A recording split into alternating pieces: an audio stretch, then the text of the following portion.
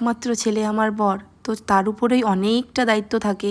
আর এখানে যেহেতু বাবা মা থাকে না, তো ঘরের ভেতর থেকে বাইরেটা সবটাই আমাদেরই আয়ত্তে, সেই জন্যই আসলে চাপটা বেশি পড়ে যায়। এরপরেও বলবো বাবা মাকে আমরা সাহায্য করেছি মাত্রই, কারণ তাদের মতো ক্ষমতা এখনও আমাদেরকে দেয়নি ভগবান। যে কোনো বাবা মার কথাই বলছি, যে তাদের যে শক্তি, তাদের যে ক্ষমতা, তাদের যে ধৈর্য, তাদের মতো হতে গেলে হয়তো আমাদের তাদের যে বয়সটা সেই বয়সেই আসতে হবে। তো এখন আমি কিন্তু এই যে জাস্ট পুজো শেষ করে একটু প্রসাদ নিয়ে সব কিছু গুছিয়ে ঘরে এসেছি রেডি হব বলে। তো সেটাই তোমাদের সঙ্গে একটু শেয়ার করছিলাম যে দিদি শুয়েছিল।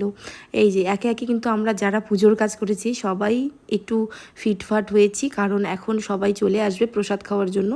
শুধু আমার বরই এখনও পরিষ্কার হয়নি, আর ও বলছে চেঞ্জ করবে না, বলছে এটাই থাক, এটাই আমার আরাম লাগছে, এটাই পরবো।